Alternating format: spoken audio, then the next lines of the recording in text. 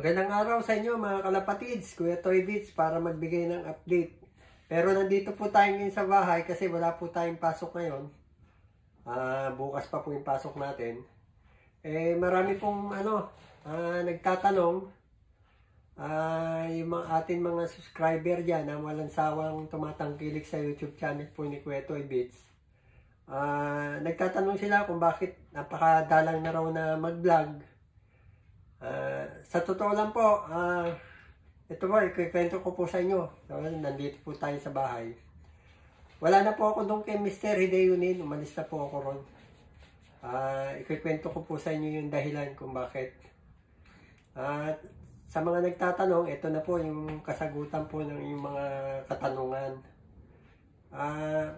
Nung una po, umpisan po natin, nung unang pumasok po ako kay Mr. Hideyunin, ito nga po.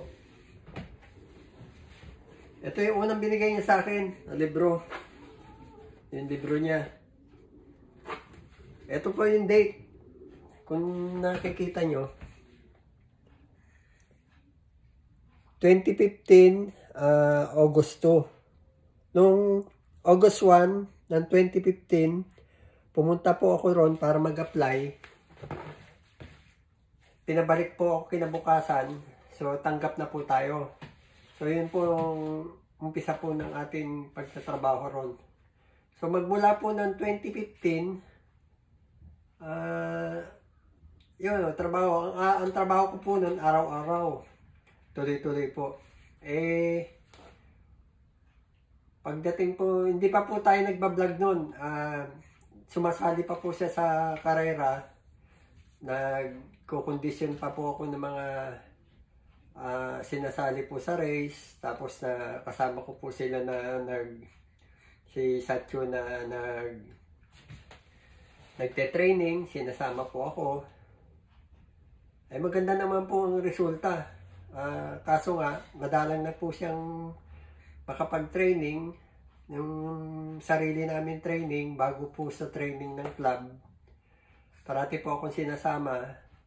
Saka po parang tinuring ang pakiramdam ko po, tinuring na po ako ni Satcho sa isa sa kanyang kapamilya kasi nga po kada may gatherings po sila o kakain sa labas ng asawa niya na Pilipina at saka po yung anak niya ay sinasama po ako. Pagka pinagbihis niya po ako ng maaga-aga pagka natapat po ng linggo at pumupunta po yung asawa niya at saka yung anak niya, sinasama nila po ako sa restaurant o kaya pagka po namamalengke, nag-grocery, parati po akong kasama. So, panatag po ang loob ko na halos parang tinuring po ako ng matanda na kapamilya niya. So, nangyari po itong mga nakaraan araw. So, nag-umpisa po ako nag-vlog pala. Yung una kong vlog, 2020 pa ako nag-umpisa na nag-vlog. Kung mga napapanood ko na sa YouTube, yung mga vlogger, yung mga nauna po sa akin, madalas po ako nanonood. Kaya nung una po, ang gusto ko, parang i-share lang po sa mga tao yung aking experience po rito sa Japan. Matagal na rin po ako nagtatrabaho rito sa iba-ibang kumpanya, sa iba-ibang klaseng trabaho. Para bang natutuwa lang po ako at namalungkot din kasi na mag-isa ka lang na nagtatrabaho, mag-isa kang pumapasok, mag-isa ka lang pagka break time, kumakain. So naisipan ko po na mag-share naman ng aking experience dito. Kung nga dito po tayo napunta sa maging isang loopman dito po kay Mr. Hideyunin. So, doon po nag-umpisa na nagbablog po ako. Noong una po, hindi pa po ako ganong interesado. Kinikwento ko lang po yung aking experience sa pagtatrabaho. Kinikwenta ko po kung ano yung ginagawa ko dito sa araw-araw. At marami po kasi akong mga napapanood na nagbablog tungkol sa kalapate, kaya napagaya na rin po tayo. Sinishare na rin po natin yung mga experience natin sa pagbablog. tungkol po sa mga racing pigeon. So, para sa akin, inintroduce ko po yung sarili ko sa mga tao. Ganun din po, inintroduce ko rin po yung amo ko at saka yung mga bloodline ng kanyang kalapate. Ayun lang po ang aking intensyon dito sa aking pagbablog. So, ginusto naman po ng mga tao, pinapanood po nila. Nakakapagbigay din po ako ng konting mga tips. Total, matagal na rin po kasi ako nagkakalapate. Hilig ko po ang pagkakalapate. So yan nga, medyo tumagal. May nadatnan po ako noong 2015 na nag-umpisa ako rito na hapon na nagtatrabaho po kay Mr. Deonin, yung dati niyang loopman na nadatnan ko. Dalawa po sila. Noong unang araw ko, siguro halos isang buwan, pangalawang buwan, nandiyan pa po yung kasama ko. Parang ang nangyari po, tinuturo po sa akin yung mga gagawin.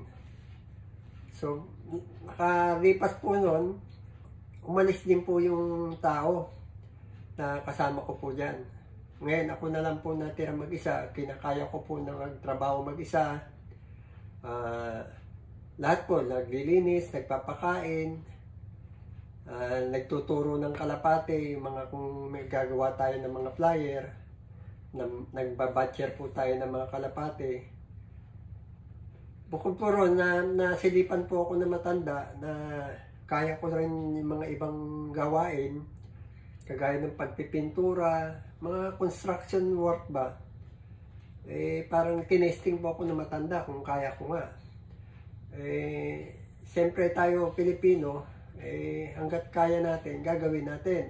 Nangyari po, para pong sinamantala po yung ating kakayanan, halos na pinturahan ko na po nga lahat ng loob ng building niya. Napaupahan pagka umaalis po yung mga, may umaalis pong mga nangungupa, may maintenance mo po uli yun, pipinturahan mo yung ceiling, ayusin mo yung kung napinturahan yung walling, pipinturahan nyo rin, tapos papalitan ng carpet. Maya-maya, alis lahat na. Pagka may nasirang gripo, may tumutulong gripo, may napupunding mga ilaw, may sirang kuryente. So, naging all around po tayo ron na ang usapan lang po ay kalapate. Loopman. So, nagbe-breed po ako. Inutusan po ako mag-breed. Ako nang bahala mag-select ng mga pinagpapares. Ngayon po, dumagsa ang mga local buyer. So, yung mga nabibreed ko, nabibili po ng mga local buyer, kagaya po ni Mr. Ayasi. Marami po siyang nabili na selected ko po, seleksyon ko na maging isang pair at maging breeder. Yung mga nagiging anak, binibili po ni Mr. Ayasi, tsaka kalakasan pa po noon yung pag-i-import po namin ng mga kalapati sa China at tsaka Taiwan. Medyo hindi pa po sila mahigpit nung araw. Ngayon po, siyempre nagagamit ni Mr. Ayasi yung mga nabibreed ko.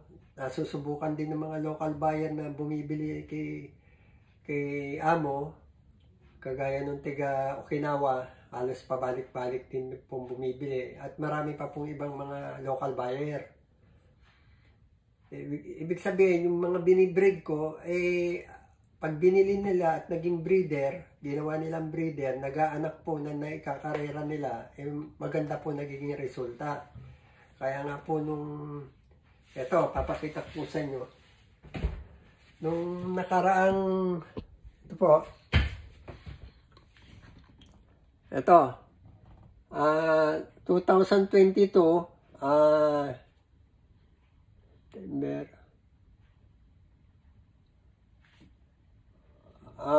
August ay ito 2022, January, February, March, April, May, June, July.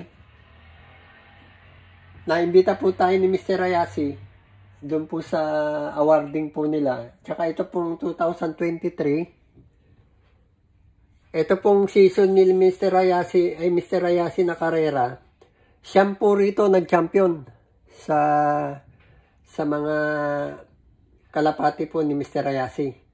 Yan, lahat po yan. 1, 2, 3, 4, 5, 6, 7, 8,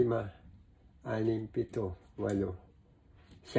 Yan po, yung siyam po dyan, kay Mr. Ayasi. Ito pong mga naging magulang nito, mga nag-champion na to. Yun po, yung mga binili namin ni Mr. Ayasi kay Satcho na ginawa niyang breeder. Ito po yung mga anak. So, napatunayan po na magagaling yung na-produce ng mga naging anak no ibinread ko. So, inimbita po ako dito sa awarding po nila na pinuntahan po namin. Nag-attend po kami ni Satcho at nagpasalamat po si Mr. Ayasi. Kaya nga po, naisama po tayo sa karangalan po natin. Naisama po tayo sa isang issue ng magazine po nila ng yung buong 1 taon. Naisama po tayo. At tinawag po nila akong handler. So, dati-dati po tayo ay isang isang lookman lang.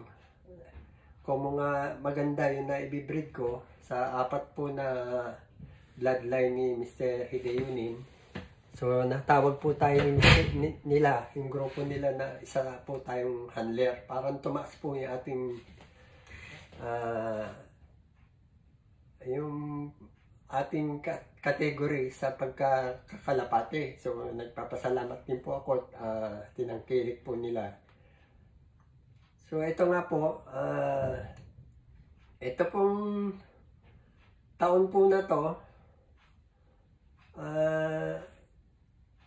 bumalik po yung, kung hindi na po kaya ni Mr. Redeo dito gumawa ng mga pedigree, yung mga paperworks ba tungkol sa mga kalapati niya, kagaya po ng pedigree, at saka binabase po sa kasi yan sa nakapile dun sa computer.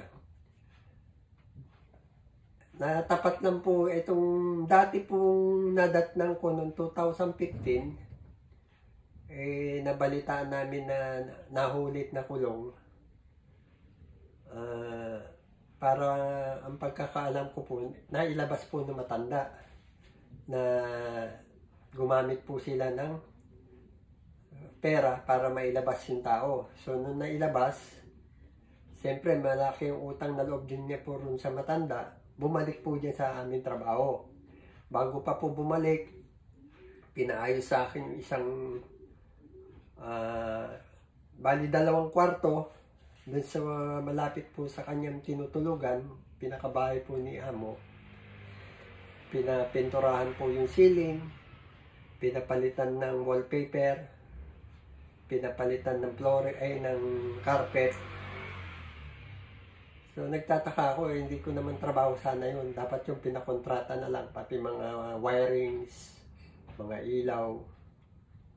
So, ang laking pagtataka ko kasi siyempre magdidemand din po tayo ng konting increase dahil nga po iba na yung napag-usapan saka iba na po yung pinapatrabaho. Kung mo sa akin pakisama lang dahil itinuturing na rin nila ako na isang kapamilya, anong nangyari po, pinabayaan ko lang hanggang sa dumating na po yung yung nagkaroon na po ako ng kasama diyan sa trabaho. Magaling po sa computer yon. Saka siya po ang parang nag-i-introduce sa auction sale dito sa Japan at sa ibang bansa. Pinipicturean po yung mga kalapate, pinapadala niya po through dito sa mga website po nila. Ginawa niya po si Satcho. Pagmula nung dumating po yung nagkaroon ako ng kasama, kala ko gagaan po ang aking trabaho. Hindi po ang nangyari. Lalo pong humirap, walang ginawa po kung hindi mag-utos. Papasok po alas 11 na, alas 10 na, halos wala nang gagawin. Tatambay ron sa parang pinaka-opisina niya. Akit lang po sa taas, mag-uutos. Para po kung masyadong namaliit ba. So, minsan, yung mga ibang inuutos, hindi ko na po ginagawa. Kasi nga po, may dati po akong obligasyon na gawin. Yun nga, nagsusumbong na, hanggang sa nagsusumbong na po dun sa matanda, kay Satyo. Kaya, siguro, diner niya yung matanda kung mga malaking bagay siya dyan sa look po ni Mr. Hedeunin dahil nga po sa paperworks para sa mga kalapate sa mga importation. Diner niya po yung matanda siguro na hindi niya kailangan ng kasama. Kaya ako naman, naramdaman ko dahil parang nagdadabog, naggaganyan. Yung matanda, hindi naman alam yung mga pinagagawa niya. Kusa na po ako nagpaalam. Nagpaalam po ako. Doon na lang po kay Mr. Nakamura po nagtatrabaho total. Tapos may kumukuha, marami pong kumukuha sa akin na maging isang lookman, kaso po yung iba malalayo. Kaya ito po kay Mr. Nakamura ay malapit lang. Ang kagandahan po nangyari niyan, kung nga umalis ako, last year po, kung sabi ni Satyo na mahirap magpadala ng kalapati sa Pilipinas dahil hindi pa po tayo accredited na magpa-import, subukan natin ang itlog, sabi niya. So, sinubukan po namin yung itlog, awa naman po ng Diyos at may napisa. So, sa ngayon po, yung sa 4 na bloodline po ni Mr. Hedeunin, meron na po tayo na almost 40 po na island-born na napisa po, na direct po na itlog na galing po rito, na napadala po sa Pilipinas at napisa na po. Malalaki na po, alas may 1 taon na po sila, may get. Yung iba, bago lang, kung kailan lang umuwi mga anak ko, yung una naman po na ibiyahe, yung umuwi naman po yung asawa ko. So malalaki na po sila, pwede na pong i-breed siguro pag uwi po ni Kuya Toy Bits, i-breed na po niya. So, meron na po tayo ron. Yung mga mahalagang breeder na mga kinuhanan ko po na itlog na may bas-bas po ni Mr. Hedeunin at siya rin po ang nag-suggest na magpadala po ng itlog. Tapos po, yung pangako niya po sa akin na bibigyan na po niya ako ng kalapati kung mga parang biglaan po ang aking pagpaalam sa kanila at pag-iwalay po namin. Tinupad naman po niya. Binigyan po tayo ng kalapati, ngayon po nandito po sa bahay. At tuloy pa rin po, kada may uuwi at pinapaitlog ko rito habang nandito pa po ako, pinadadala ko po rin kasi nga po yung mga naibigay po sa akin na mga kalapati, halos matagal ko na po napili yan at saka po yung mga magulang po nitong mga nandito sa akin ay nagsimatay na po, sila na lang natitira na bang parang magandang bloodline po na mga kalapati. Kagaya po nung si 07319, namatay na po siya last itong taon na to, 2023, noong 2023, napatay na po yung si 07319, yung producer po ni Amo na Jansen. Yung huli pong anak niya is 2019 at saka 2020, 21. Yung po mga huling anak niya, doon po ako kumuha ng itlog. So, nasa linyada pa po tayo ni 019. Tsaka yung mga winner niya na mga Morris Gordon, Louis Opel at saka Otto Winner na naiwan po dun sa na naging breeder, nakakuha na rin po tayo ng mga itlog na naipadala po sa Pilipinas at ngayon malalaki na po sila. So, yun lang po sa mga nagtatanong. kung bakit hindi na po tayo ganun update po sa kay Mr. Redeunin. Umalis na po ako ron dahil nga po ayoko po nung kapwa mo trabahador ginugulangan ka sa trabaho. Imbis na magtrabaho sana siya at magtrabaho rin ako. So hanggang dito na lang po. Maraming pong salamat sa mga nag-aalala po at nagtatanong kung bakit hindi na po ako nag-upload kay Mr. Redeunin ng vlog kasi pinagbawalan po nila ako. Isa pa po, pinagbawalan ako na mag-vlog at yung kasama ko raw ang magba-vlog. Kaya pinabayaan ko na lang po. Magiging malaking issue pa po dahil dapat hindi niya pinapakilam doon kasi ini-introduce ko po yung mga trabaho ko at ini-introduce ko rin po yung kung saan ako, kung sinong amo ko at yung mga hawak niya na bloodline na inaalagaan ko. So ano pong masama ron? Pinagbawalan po ako kaya kusa na po ako nagpaalam at umalis po sa kanya. At siguro po pag-uwi ko po sa Pilipinas, tutuloy pa po natin yung pag-share sa mga tungkol po sa kalapate, pagbablog at haluan na rin po natin ng mga ibang kaganapan po sa buhay po ni Kuya Toy Bits. So maraming pong salamat sa mga walang sawang tumatangkilik sa YouTube channel po ni Kuya Toy Bits. Hanggang sa pag-uwi po, huwag ka po kayo mag-alala. Andun na po sa Pilipinas yung mga magagandang island born na mismo direct na itlog na galing po rito na napisa po sa Pilipinas. So lahat po ng mga naghihintay ng mga palahi po ni Mr. Redeunin, meron na po tayo ron. So hanggang dito na lang po. Maraming pong salamat at huwag niyo lang kakalimutan po mag-like, share, and subscribe po. Maraming pong salamat. God bless po. Arigato po. Salamat. Bye.